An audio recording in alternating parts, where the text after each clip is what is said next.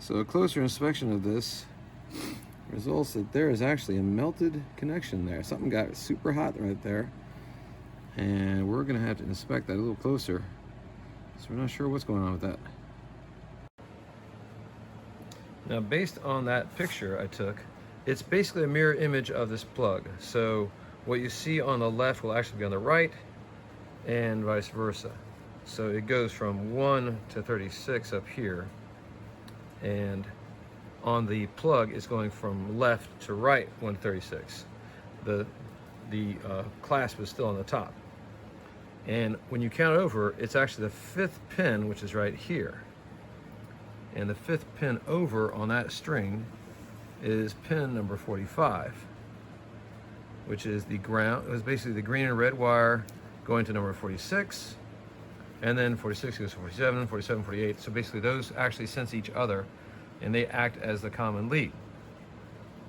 And if you look at the picture, this is a section that's all scorched.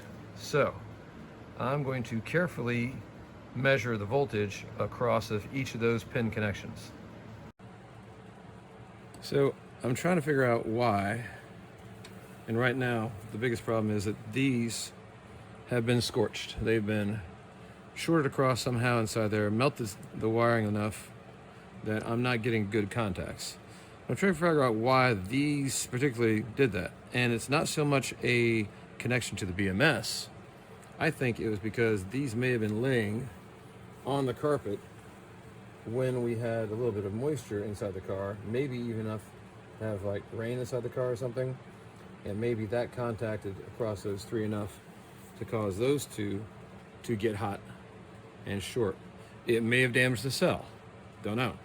But right now we can't get a good contact across these to do it. So I am probably gonna open up the back, disconnect the BMS from the back of it, and then soak this thing and try to clean this thing up so that I can actually get good contact.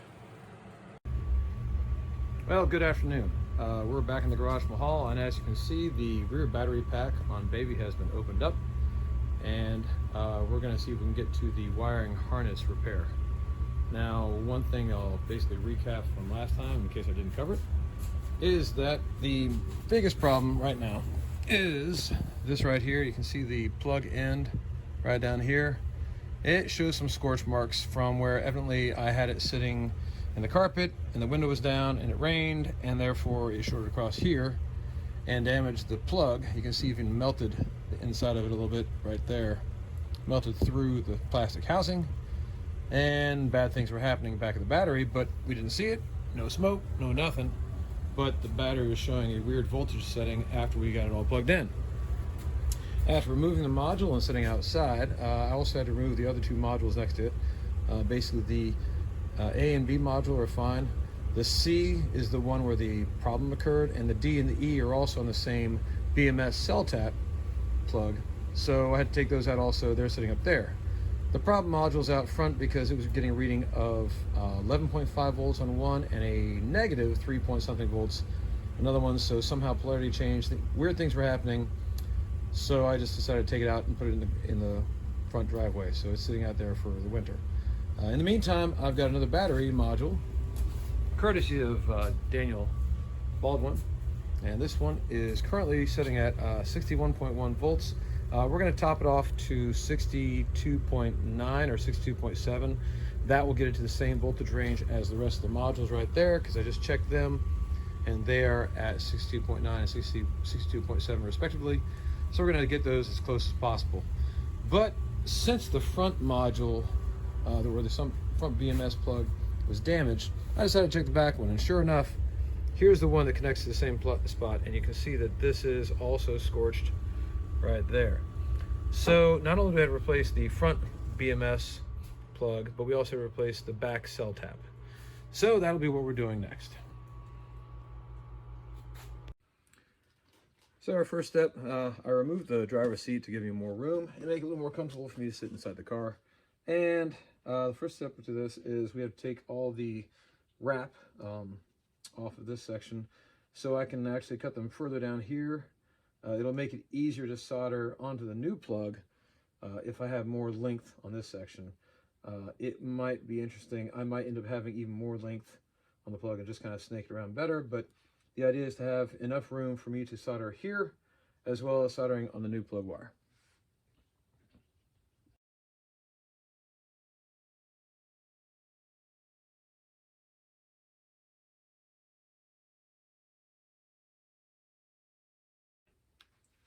So looking at the nice new plug here and orienting it the same way, I think the easiest way for me to do the one-for-one switching, because I'm going to do these one at a time, is to, and I'd love to be able to just pull these pins out of here and put them into this one, but I don't feel confident that I can remove the pins, that they would come out correctly, and also if they wouldn't get damaged, and then we wouldn't be able to plug this thing in properly.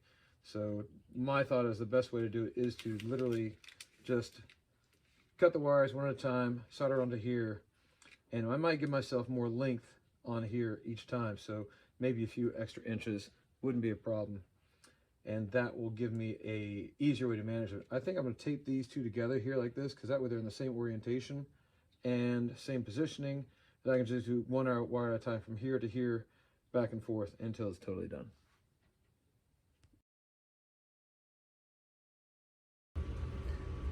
All right, as you notice, I've set up a few things here to just get ready. I needed more light because, you know, eyesight. I also put my little helping hands here so I can help hold things. And I also did a trial run of the different types of soldering combinations. And I found that if I cut it and then use a small, this is the smallest heat shrink I have. I only need about half of this. So I cut these in half to this size, about 3/4 of an inch long. And so instead of like the 1.5 inches they are. And so these will go over this, directly over the solder joint, and then I'm going to put a slightly larger piece of heat shrink over both of them. That way it doubles up the part that's soldered, makes it a little bit stronger, and it gives me a little more protection where all these cell taps are being joined together.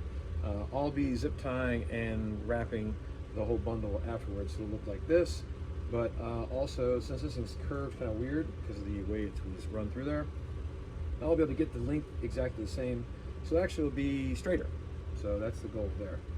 I've zip tied it here to help keep the bundle straight and tight and give me a reference for each of these, and I've already cut the new bundle to the same length here, and I've already cut 2 wires that are different colors, obviously. I got an orange and black, and I'll start with those 2 first, and I'm going to try to do it in pairs. That way they stay the same distance, and we're just going to work our way all the way down one strand instead of going like down one side and back the other. This way we should keep everything even. So that's what we're going to try.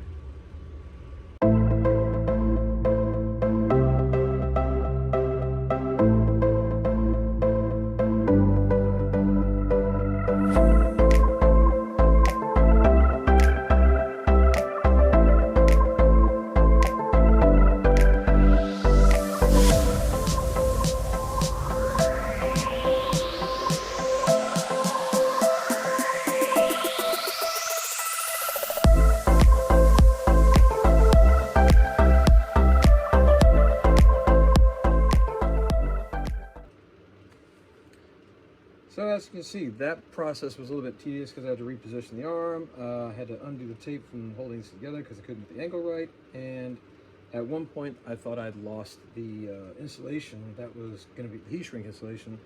And I was trying to put the original insulated jacket back on these things, which is impossible. So everything's good for the first one, and now I just got to repeat that.